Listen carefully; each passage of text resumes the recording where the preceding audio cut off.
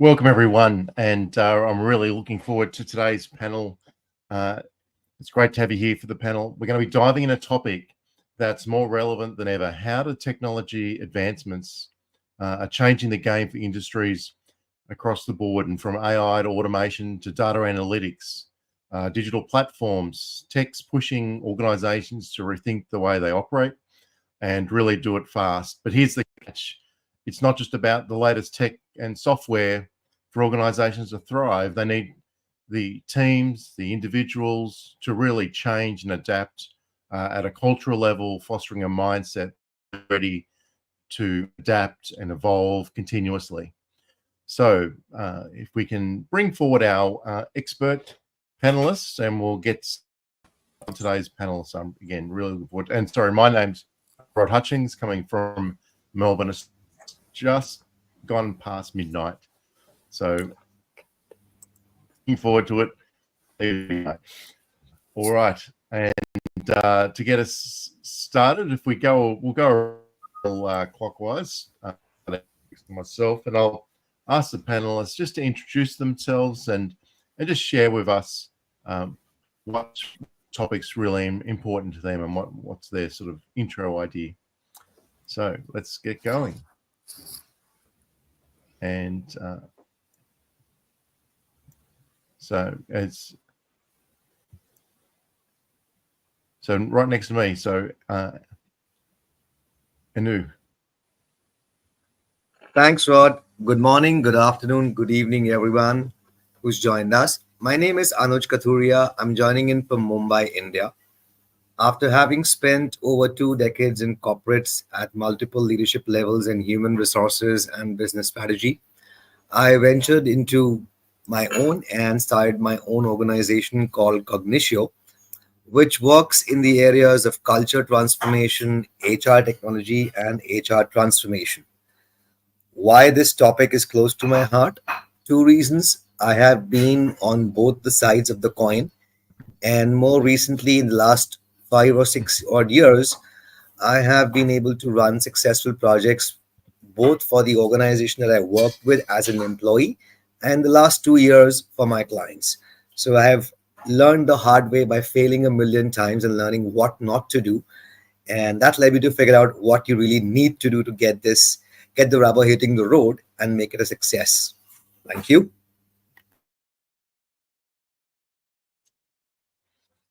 Thank you. Yep, that's some really good points, and I'm really looking forward to delving into your experience. And Malvika. Hi, everyone. I'm Malvika Jethmalani. I'm joining you from Chicago. Lovely to be here with all of you. I'm the co-founder of Atvis Group, which is a human capital advisory firm driven by the core belief that in order to win in the marketplace, businesses must first win in the workplace. And the reason this topic is close to my heart is, like Anuj, I have seen change and transformation done well. I have seen it done poorly. And on too many occasions, I have seen leaders conflate technology and transformation.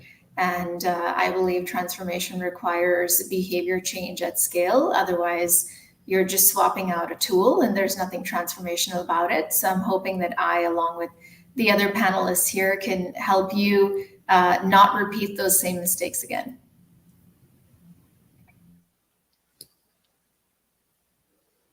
Good. So thank you, and welcome, Anna.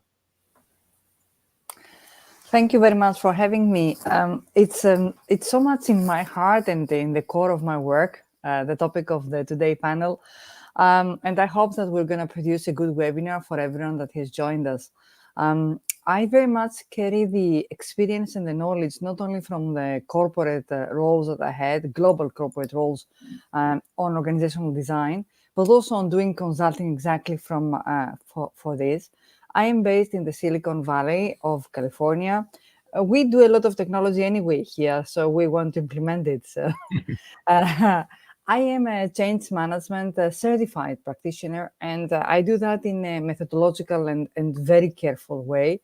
But still, I can tell you that it needs a lot of cautiousness, a lot of good preparation, but also at the same time, very good design and planning.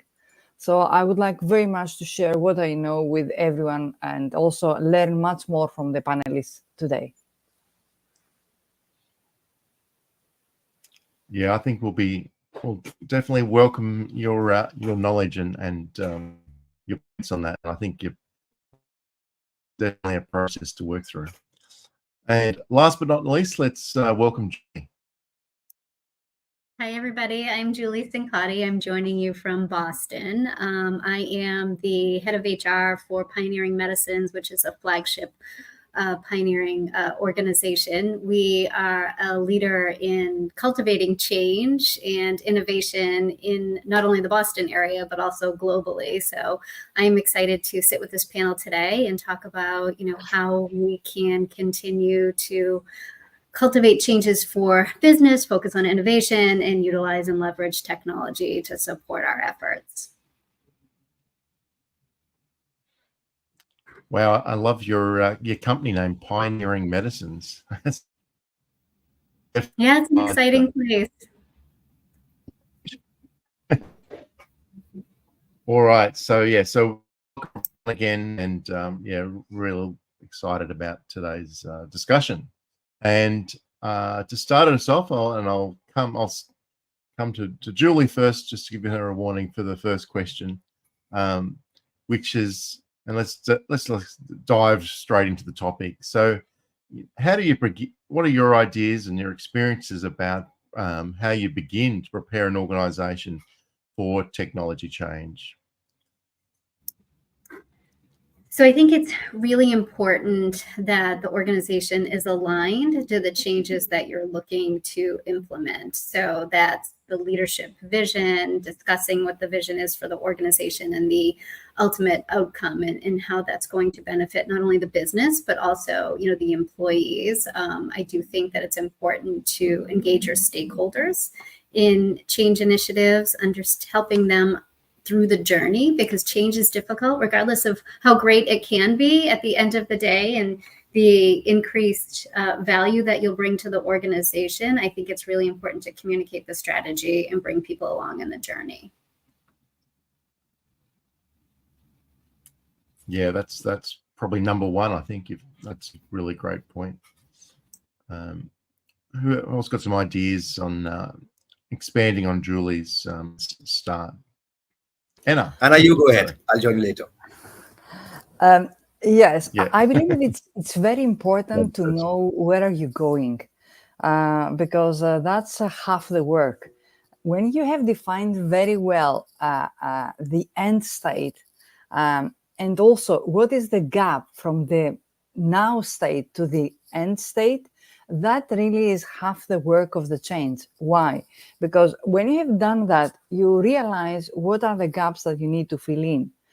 And that is not theoretical. When we do a technological change, the most important thing that we do is we try to understand what is the capabilities that we're missing as an organization. And we try to develop these capabilities in order to make that happen. As an organization, you really implement the change, any change, but especially a technological transformation change, because you want to achieve something. This something is going to add you some benefits as a business, a competitive advantage in the market. So these capabilities that is giving you, how is it going to equip you? And what are you going to need in order to support these capabilities as an organization? What kind of skills, what kind of behaviors, what kind of leadership, what kind of design, what kind of processes? So you really need to know how you're going to support the whole change with the other elements of the organization. Because if you only do the technological change, it's not going to happen. Some really I'll just great add to points what there. Anna, yeah, I think. Yep, go. I'll just add to what Anna said. See, when you talk about getting an organization ready for technological change, yes, you definitely have to figure out where you are today and where you want to go. What is your as is, what is your to be, and what's the path. That's absolutely fine. That's most important to do. I think more than that, what's important to do is you're talking about cultivating a culture change in the organization. Your organization is used to certain ways of working. It's accustomed to performing certain tasks or operating in a certain way. And culture is like the DNA or the fabric of the organization. And you're talking about changing some elements of that core DNA. And like Malvika said, it's not as easy as swapping out a tool. It is a huge effort which is required in that. So, just to add to what Julie and Anna said, I think for me, I'll do two very core things over here. Number one, once the answers to why I'm doing this, who it's going to impact, and what's going to be the organizational benefit for it, all these have been properly orchestrated. My first step would be to involve people all across the level, irrespective of whichever location, whatever career level or seniority they are. Any technological change impacts people. So I'm going to get straight away into design thinking in terms of how it impacts them. If I don't do it now, no matter how much good I am in my execution or process reorganization, or my technology might be the best in the world, it still might not be adopted by people. So I have to get the people enrolled in the very beginning with a very important question that needs to be answered for each separate persona of the workforce. What's in it for them? What's in it for me? Why? And if I can do that in the very beginning, then I have, in the very beginning, not only enrolled people, but I have started to create champions who will walk with me on that path for the entire journey of the transformation. For me, that's very, very critical. Adding to what Julie and Anna said. Thank you.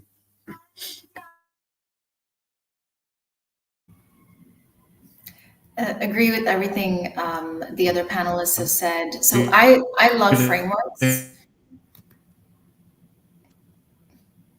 Did we just lose Rod? I guess he's facing some technology glitches or perhaps a bandwidth issue. Oh, really? But please go Right. on, Malvika. Rod, I think we lost Okay. you there for a second, but Yeah, it looks like you might be back. Rod. Yeah. I'll finish my thought while you're Good. Sorry while about you're that. trying to sort out your technology issues. So I love frameworks, and one of the change management frameworks that I first learned about in business school was Cotter's change management framework. And one of the first steps, or the first step that he talks about, is creating a sense of urgency, or creating that sort of burning platform.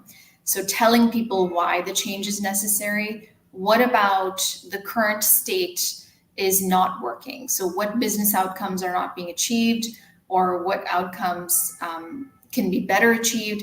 And this is obviously, we need to use data and KPIs and statistics as part of that. But this is not just about flashing the KPIs on a board. It's really about drawing insights out of data and analytics to tell great stories. So it's about storytelling. That's where the true impact here comes from when you're preparing your organization for change. And storytelling to paint a vision for the future that people are excited about. And that part, the future vision part, it needs to tug at the hearts and minds of people, because change can only happen if people want to change. I agree, Malvika. I think, what I've found most successful is the Cotter model as well. It's been a framework that we've used in multiple organizations I've been a part of. And, like Anuj had said, the WIFM, what's in it for me, is also very important as you're, starting to prepare the change journey, and bringing the ambassadors of change along with you to help sell the vision.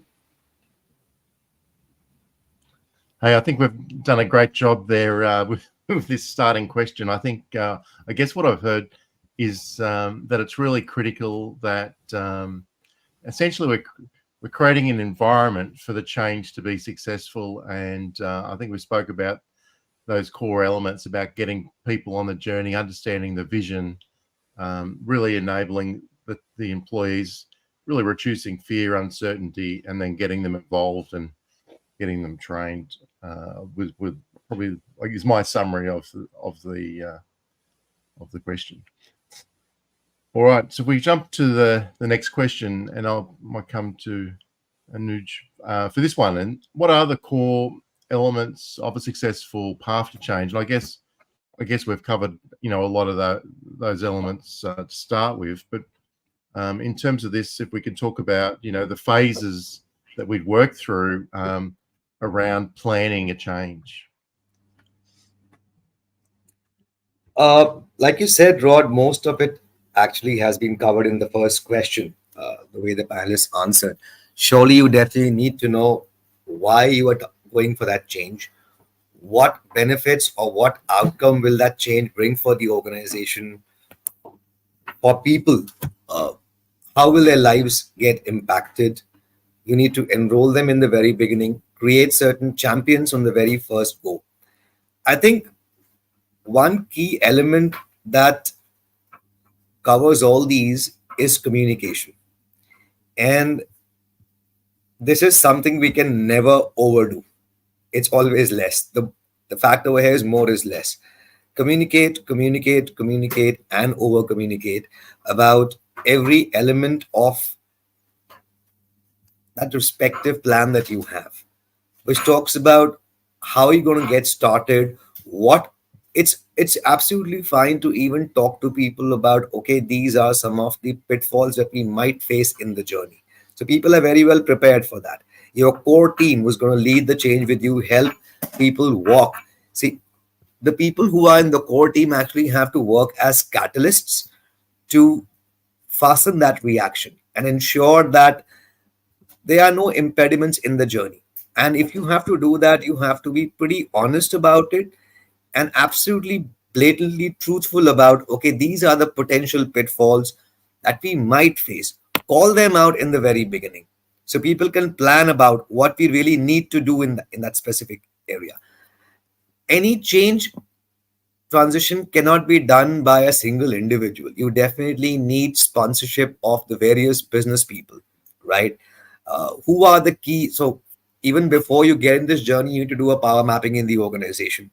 Who are going to be your leaders? Who are going to be the sponsors for these? Who are going to be the spokespeople for this?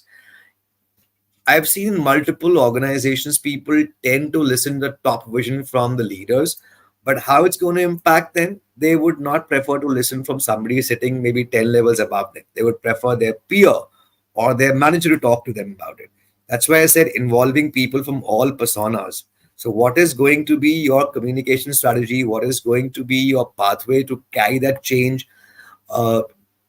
You don't just carry out a technological transformation change in one go. There will be a minimum viable product. There will be additions to that. There will be a journey depending on whether it's a 6 months, 2 year, 3 or 4 year journey. There will be process changes. It will impact your operating model. It will impact your org design. There will be multiple things which will change. I think it's that all needs to fall in place in the very beginning. And that has to be communicated well in time, well in advance to people so they can prepare. If that's not there, you have missed the bus somewhere. Everything will start with a bang and then it'll fizzle out. Yeah, I think, great points. Communicate, and then people know their role to really help drive and provide again that environment for success. Anyone else want to add on to that? Yes, Anna? I would like to give some structured thinking to our participants and say that they need to think at 3 different levels in order to make sure that they have a successful really path to change. They really need to think 3 levels: the organizational level, the leadership level, and the people level. So on the organizational level, we have to do with processes and how we are designed, clarity of roles, and so on. At the leadership level, we really need to have the sponsorship very well defined by the leader and make sure that we keep that leader in the loop of everything that happens, from how we design things to how we communicate things. And at the people level, we need to keep them very much not only informed, but they really need to be influencing, defining what happens. So they really need to be part of the change. That's why we create, for example, a change network. People really are very much part of how we're going to take things to happen. So, and I say that so that they can really structure their thinking on how they're going to make things happen. And within these parts, there are a lot of elements that take place in order to make that successful. And I can go on, but I mean, it's going to take time. Thanks, Anna. But yeah, you made some great points. I just wonder I'll just ask a backup question on this too. I think that one of the things that I've been seen as successful is about showing people quick wins, whatever the change is. So how do we show the value? So I'm just curious on the panelists' view about what are some of the first steps organizations should take to get some quick wins in this technology transformation. And that's open to anybody to have a go at. I think I'm sorry. We'll start with Sorry. Julie. Sorry, go ahead. So I think, in terms of quick wins, what I've found to be helpful is when you're looking at a larger change, especially if it's technological, would be to pilot within the organization. So then you can get feedback from the employees and our customers, if you will. And then we can course correct, take that feedback, and then implement additional changes for a broader, larger audience. That's usually, a way for us to move forward with additional champions of what we're looking to implement from a change perspective and get some quick wins. Yep. Thanks, Julie. Anyone else want to? Just adding to what Julie said, I think quick wins are important, but they are equally dangerous as well. Sometimes in the pursuit of quick wins, we tend to either overshoot or overkill things. And it does happen at times, not always. But I believe that it all stems down from three different elements. Number one, you being a business operator. So what are some of the business impacting changes that technology transformation is doing? So like Julie said, you have some people join in the very beginning. You pilot with those people, you create change agents, you solicit feedback from them to make the required adjustments, do a pre and post KPI tracking, see what really has changed. What is it really impacting? Is it really going to impact a small segment of people? Is it going to impact your business? What business KPIs is that specific change impacting? And with respect to that, in that respective journey, whatever is there for a short amount of time for the minimum viable product to be piloted, have you really been successful in also creating a habitual change? Have people really adopted new habits? What are some of those challenges? I think they need to be categorized at a level of a business operator, at a level of a value creator, and at a level of people catalyst. And they need to be drawn out very specifically, because the impact or quick wins are going to be very different for different segments of people. Or for that matter of people saying the different personas that you have created in the very beginning and the different roles that you have in the organization, whether it is at an organization leadership level or the process level or the people level. You need to be very clear in terms of pre and post and the forthcoming journey. Thanks. Thank you. All right. Golly gosh, we're already 24 minutes into this panel, so there's so much to discuss. We've gone through two main questions. All right, we'll come to the third question, which is, and I come to Malvika on this one, and that is, what are techniques to help overcome resistance to change? Because often change is resisted at many different parts of the organization. So let's talk about resistance to change. Thanks, Rod. I think the first step is really to shine a light on the fact that we are all human and we are not wired for change. In fact, we're wired for familiarity and comfort.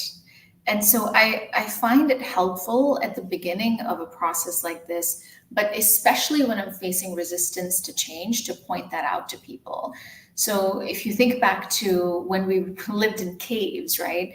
I mean, technology has advanced so fast, but our brains have not evolved and advanced to keep up with that change. And so if you told me you've been foraging in this area, and now I need you to go and forage in that new area, well, of course I'm going to resist that, because I don't know what that new area is like. I'm not familiar with it. This is my area. I've been foraging here, right? Are there bears in that new area that could kill me? Are there poisonous plants, right? And so anyone who's been through a personal change, if you moved into a new home, if you've chosen to have a child, right? These are changes that are extremely hard and disruptive to your life. And these are changes that you chose for yourself. Now imagine the impact of changes that are being done to you in the workplace, which is for a lot of people, their only source of their livelihood. And their way to survive and pay bills. And so I think addressing that really helps. Understanding why people are resisting the change really helps. I often find that people reject things that they don't understand. So helping them understand exactly what they need to do and what is expected of them helps tremendously. And I think Anuj mentioned this earlier, early in your change journey, you should have identified champions. Again, going back to the Cotter model, he calls this building a coalition. And it's important to tap into those champions when you are facing resistance and maybe pair them with some of the resistors. Pair your executive sponsors with some of those resistors. And then Julie mentioned this, right? Calling things pilots really helps. Because going back to that fear and the fact that we're not wired for change, why do we resist change? Well, one of the biggest reasons is fear of failure. And so when you called something a pilot, when you called something an experiment, through the use of that language, you're sending the signal and you're sending the message that we as an organization are open to learning and open to iteration. You're not dictating that everything needs to be right the first time. And so people feel better and feel that it's okay to fail and it's okay to learn. And then the last thing I'll say is sometimes people resist change because it's a workload issue. There's already too much going on and they simply do not have the bandwidth to take on more. In that case, I like to think of it as replace and not add. So instead of adding yet another meeting, think about how you can leverage the existing meeting and operating rhythm structure to bring information about the change or the transformation into the existing operating rhythm without creating more burden for people who are probably already overworked and overwhelmed. Yeah, great start to the question. I think the a theme of what I heard you say is a big part. It's just about that safety element. People like to feel safe, and then how do I still make them feel safe being part of co-creating the solution and going forward? Does anyone else want to add onto that? I'll just add one sentence to what she said. Very early in the school life, a teacher told me, make the naughtiest kid in the class the monitor. I think it has a very deep meaning to it. Whenever you are trying to go to such transformations, ensure the naughtiest ones are part of your coalition or your change agent. They are the ones who influence. They are the ones who often make a lot of noise. And if you have addressed their fears, their psychological safety, their challenges, I think majority is taken care of. So ensure that the naughtiest kid is part of your coalition. And Anna, you're gonna. Yes, I wanted to give some practical, let's say, steps in order to achieve all these things. So in order to achieve all these things and not to miss the opportunity to be successful, we need to be very methodological in the way that we're going to approach it, which means that we really need to have a very good impact assessment for the stakeholders and the stakeholder groups, which means that we really need to know how they are impacted and how they're going to be annoyed by the change, at what level. So is it going to be the content of their work? Is it going to be the relationships that they have within the organization? Is it going to be really the way that their performance is managed? So we really need to be very specific on how each stakeholder or group of stakeholders is impacted.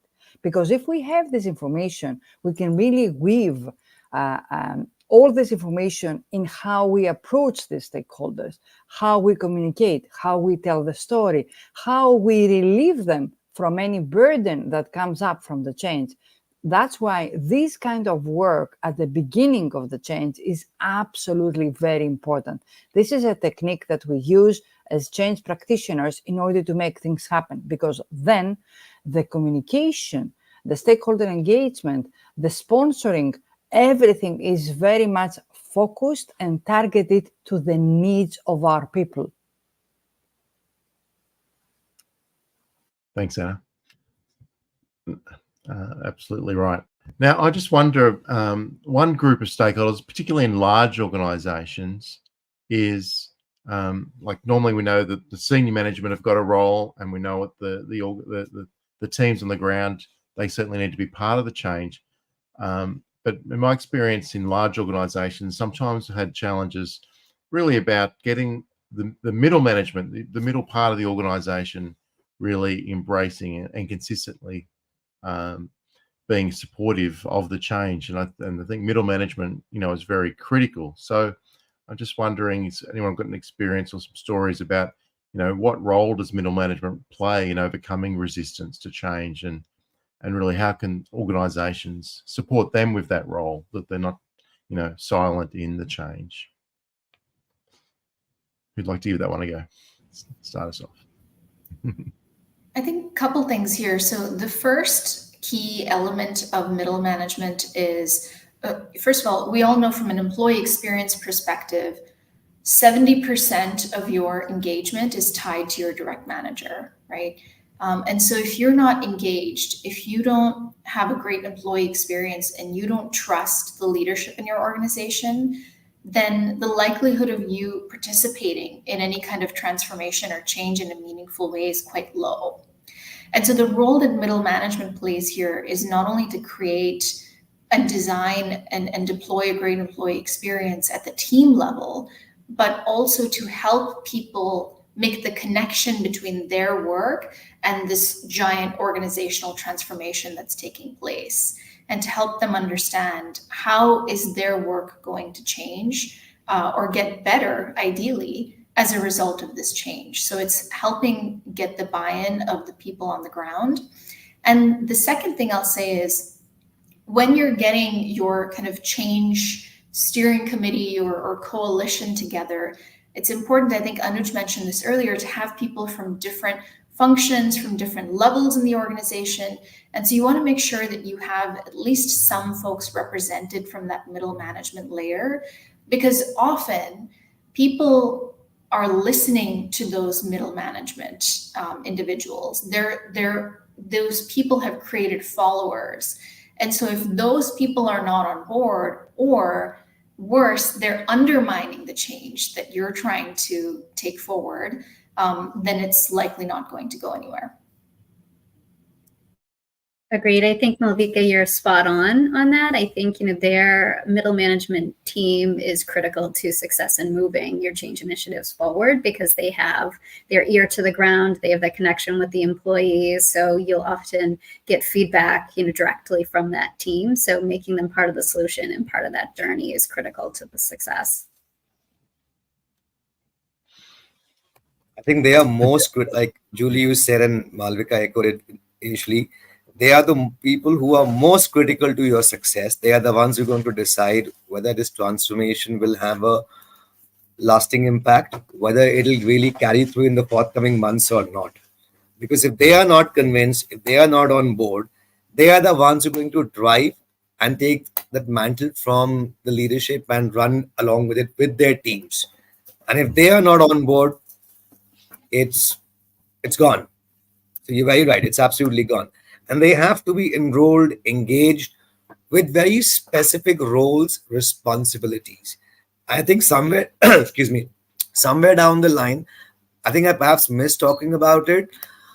Apart from the WIFM, how do we also weave in certain bits of recognition for that layer is very, very important in the entire journey. The ones who are actually driving this change. See, no one person or core team will be able to drive everything throughout the journey of the transformation, whatever the journey might be 5 months, 1 year, 2 year, 3 year. There are going to be phases and there are going to be different sub teams who are going to pick up that expertise and drive it.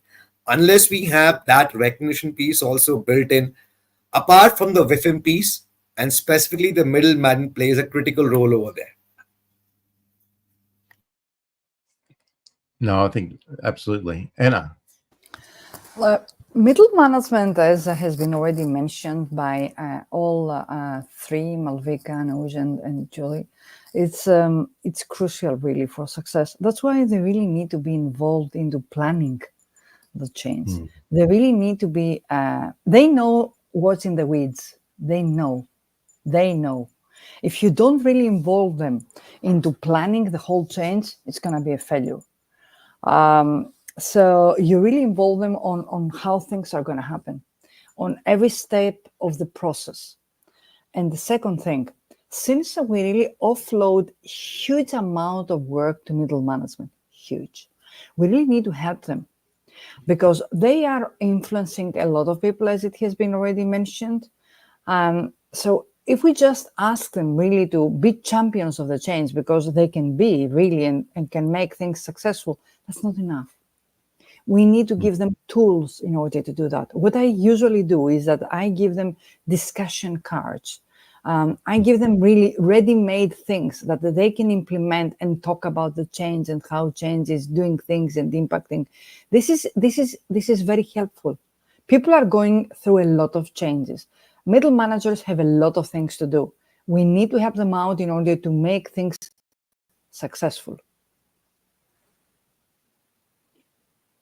Yep, thanks. And that's again, creating the right environment for them to really enable the change is really critical, and that becomes a priority for them to, because that really then shows to the teams on the ground the organisation is all aligned.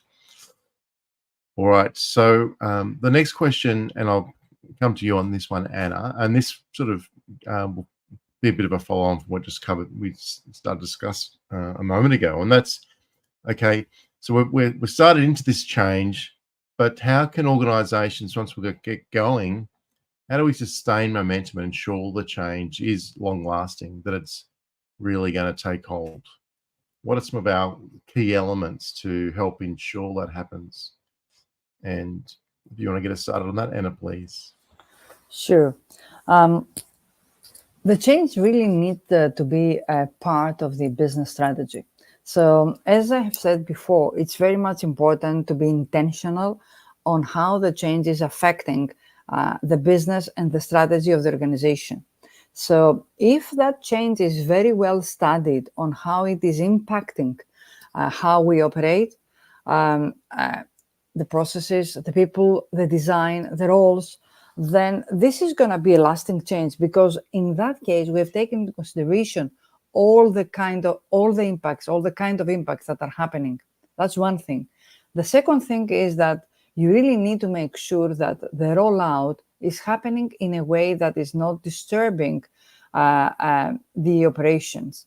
So in that case, you really need to be very cautious with the impact assessment, as I said before, to understand how this change is affecting parts of the organization, and most important, the people and the behaviors of the people. And then create a very good adoption scheme. The adoption scheme is going to allow the organization to make sure that not only it's going to be a greater level of adoption, but also that's going to be a sustained adoption. It's going to stay within the organization. That being said, there are a lot of practical things, a lot of ways really to ensure that. I would like to say that the most important is to make sure that you follow things in a cascade, in a methodological way, as if it was a cascade. Although we follow agile methodologies on how we unfold the whole change within organization, there are things that the one is connected to the other. Do we unfold them, or we just throw everything out? That is so much important. Yes, that's why I said before, we need to have some kind of structure, because a lot of the change managers now are, as we were discussing in other webinars, are very much catalytical in the change that is happening within the organization. So they really need to think at these three levels. They need to be strategic, but at the same time really understand how this is impacting not only the organization, but also the processes and the people. And when they have this well thought out plan, start really to do things in that way. I would like to give an example on that, so that for the HR managers to really have that secret. When we talk about communication, for example, that's not really communicate, all over whatever. When we've made that very thorough assessment and analysis of the stakeholders, you weave in the impact that happens to each group in the message that you send out, in the channel that you use, in the frequency that you use, and you follow through religiously on how you do that. This huge communication architecture that you follow needs to be your methodological approach on how you're going to do the communication. It's not I just communicate about it. I want to say as a conclusion that it is important, in order for a change to have a lasting success, for us to have a very good analysis before we start, a very good strategy and planning, and then to be very much structured and methodological in the way that we're going to unfold things. Thanks, Anna. Anyone like to add on to that? I'd like to add something to what Anna said. Yeah. See, irrespective of whether it is a technological transformation or any other transformation, whether it's a business transformation or a functional transformation, there are two parts to it. The harder elements are the ones, in this case, the technological transformation, which will impact multiple different things. What we are missing over here is touching and impacting the softer elements. Here we are talking about changing the ways of working of an organization. As I mentioned earlier, people are accustomed to work, to behave, to do things in a certain way. You cannot expect them to overnight or over a period of 2-3 months, because of communication or because of leadership seminars or webinars or using 20 different modalities of delivery methods to sustain. It does not happen. Mind you, I'm telling you with experience, it does not happen. For this to happen, there is a specific way, which is that you have to weave that as part of your DNA, as part of the fabric of the organization. It's a very simple mechanism. Your DNA will always attack any pathogens, attacking its own self. So any change will be attacked by the DNA, by the fabric of the organization. Yes, you will do people enrollment, you will talk about WIFM. It will sustain only for a specified period of time.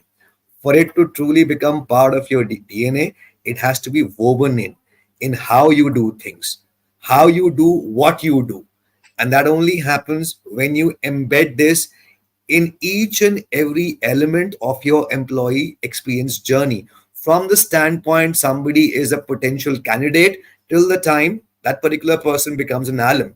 Figure out what are those 30, 50, 100, 300 touch points which this technological transformation has impacted. Embed those into those respective ways of working. Embed those into your leadership behavior model. Make it part of your performance evaluation framework.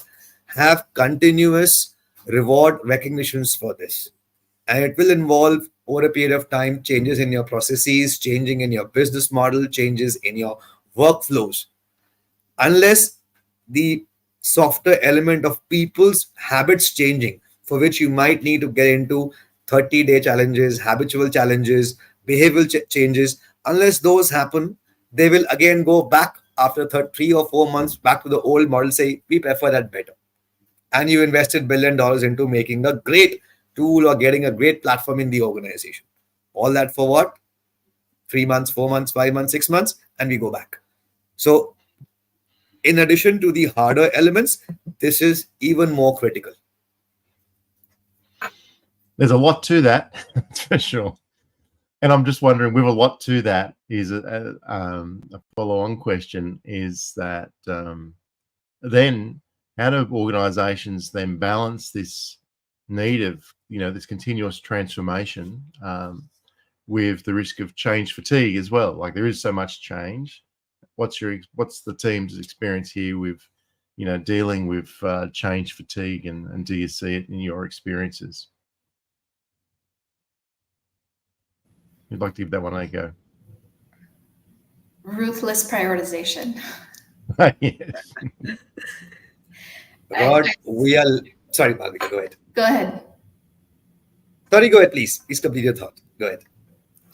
Yeah, I think many of us have witnessed organizations trying to do too much at once, right? And then suddenly you're in a culture of change where people are running around like chickens with their heads cut off. And so it's important to prioritize ruthlessly. And what prioritization entails is saying no a lot. And if you listen to Joni Ive and people who worked with Steve Jobs at Apple in the early days, many of them will talk about his emphasis on saying no, not only to the things that are obvious no's, but saying no to good ideas so that you can say yes to the excellent ideas and to the truly transformational ideas. And really, if you're trying to take on too much transformation and asking people to tack that on to their day-to-day work of keeping the trains running on time, then you're at some point or another down the line, you're surely going to have a burnout problem. So the way to address that is, first of all, by prioritizing ruthlessly to say, what of all of the transformations and change initiatives we're considering is going to have the biggest impact on the business and our ability to move the business forward.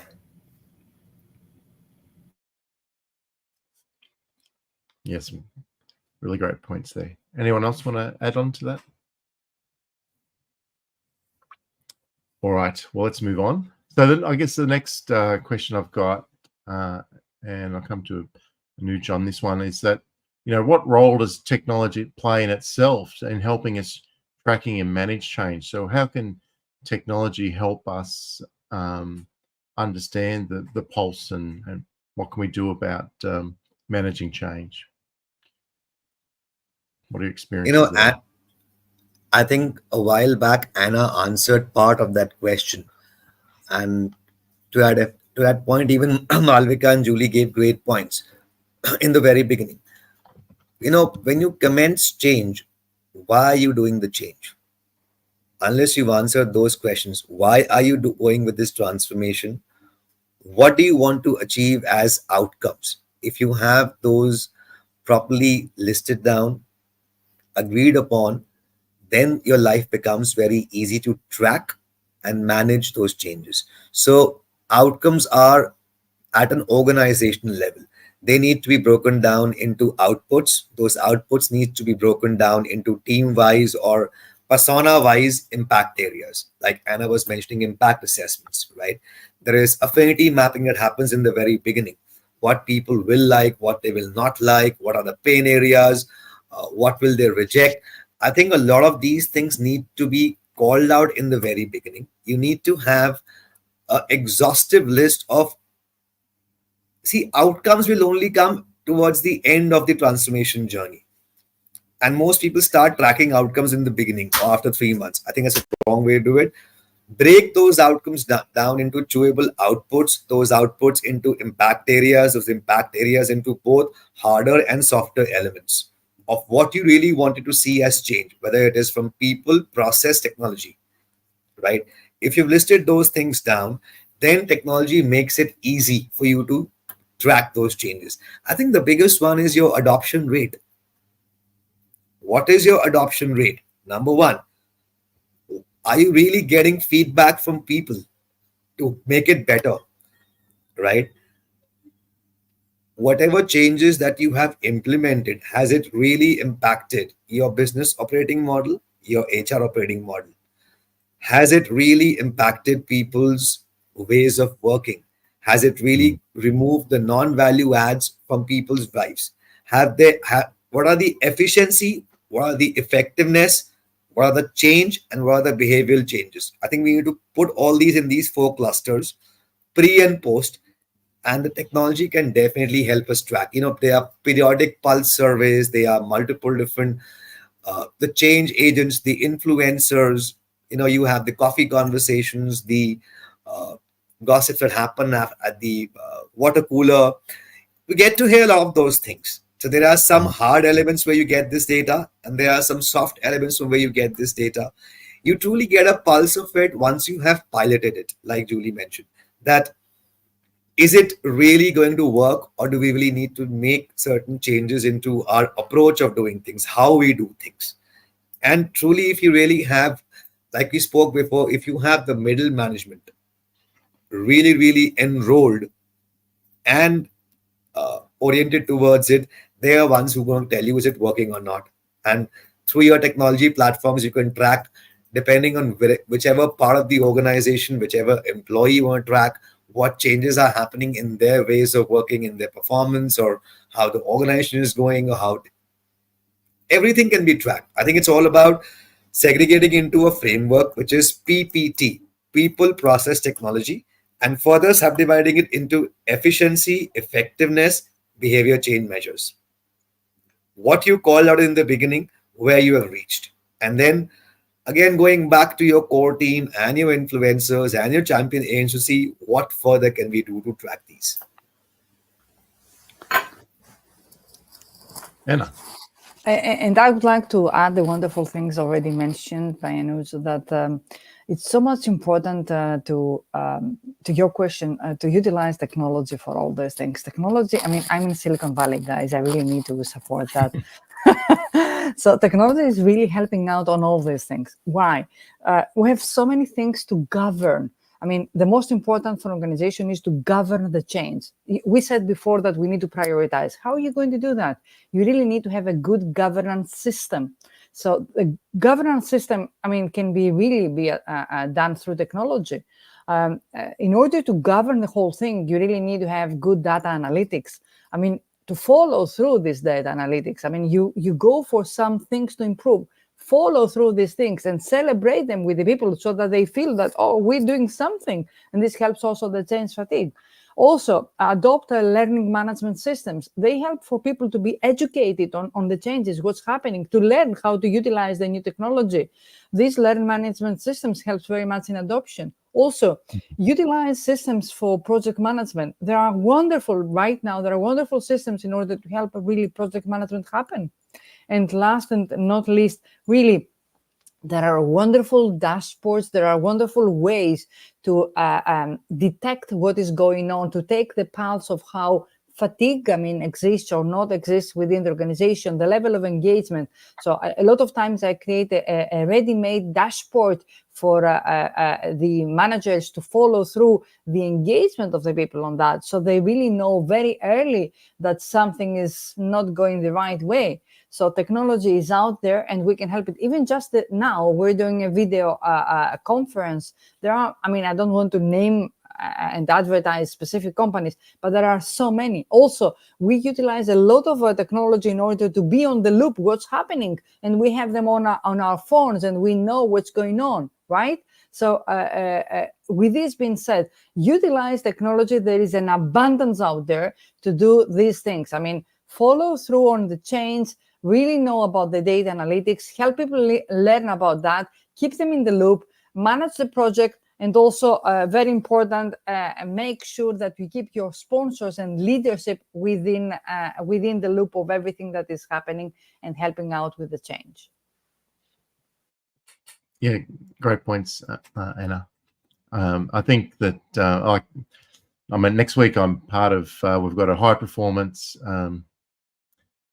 volleyball competition. One of the things we use at volleyball is where we're trying to make teams better, players better, is you use video, and then the video gets analyzed using analytics and using AI, and then provides insights that we can show to the players about, here's what you did really well, here's what would be better if, and you get that insight really quick. I mean, that's just an analogy, but applying that to the work situation, providing people meaningful feedback, I think is very powerful to help make improvements for them. Wow, we are down to any more points on that question? Everyone had to go. All right, so we're down to only 5 minutes left, which is pretty crazy.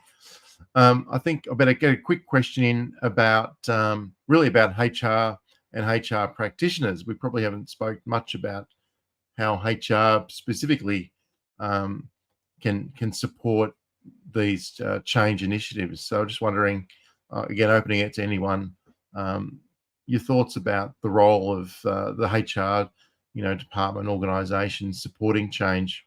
Who'd like to give that one a go? And I guess, sorry, and adding to that, it could be, maybe we've talked a lot about big organisations. Sometimes you're in a smaller organisation, the role can be very different. So if you want to tackle any elements of that, who'd like to give it a go? From my perspective, I would say, HR is the red thread that pulls the program through the organization.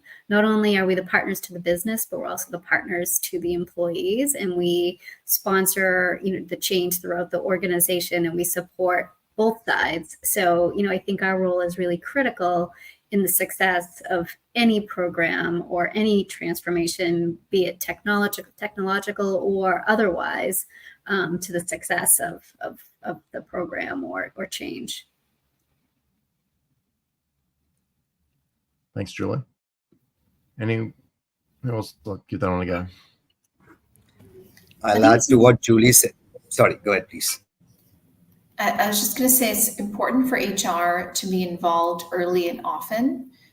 Just yesterday, I read a study from Paylocity, and I just pulled it up here. And I want to give you all a very quick stat here. So they say when HR is a strategic partner in navigating change compared to when HR is not involved, organizations are 1.8 times more likely to be highly effective at changing quickly at scale to capitalize on new opportunities. So just want to leave you with that thought on HR's involvement. That sounds pretty key to me. I think it's also important for HR to really act like catalyst to the change. In a chemical reaction, it's very important to have a catalyst. That's one very critical role HR plays. And in true sense, HR has to walk the walk and talk the talk, which in many transformations doesn't happen because we are afraid to call out a spade, a failure, a failure. I think it's important for us to be true people partners and walk the journey with them rather than guiding them at every point of time. So there are multiple hats the HR has to wear in there. A strategic hat, an operational hat, and a tactical hat. But overall, at the helm of it, it has to be a true people partnership in essence throughout the entire journey. Anna. The advantage of HR that has a view across the whole organization, especially at the people factor, that is the huge advantage that it has in comparison to other functions within the organization, and can really be that function that can help prioritize, as we've said before, for example, things or governing really the change. So HR can be not only the catalyst in order to help the organization make things happen, but at the same time also be the guardian of how priorities will be set up and also how we're going to govern the change as it is unfolding out within the organization. And we need that role. In large organizations, we might have a project management office, for example, that can help very much into that. But the HR has not only the across the organization view, but also the sensitive input of the people factor. And that's why it is important for HR to have a very, very active role. All right. Oh boy, we've out of time. Better sum up the conversation. And thank you, panelists, once again. I think the theme, what we've heard, is that you've got to be intentional about change, intentional about what you do. It's critical that the company culture's there and ready to support a shift. And that's really, I think, what we've heard is where leadership, HR really play a critical role. About it's not just about having the right technology, it's about really preparing people for it, preparing that they're going to be safe. And so leaders really, I think a theme we heard about and spoke about was really leaders need to help champion the innovation and make sure that their teams feel equipped and empowered, to that new way of working. So thank you once again. Thanks to the people who shared and joined our panel as well. I look forward to our next panel. So thanks everybody, and have a good rest of your start of your day for most people. So see ya. Thank you. Thank you. Thank you, everyone. Thank you. Thank Bye. you. Bye. Bye.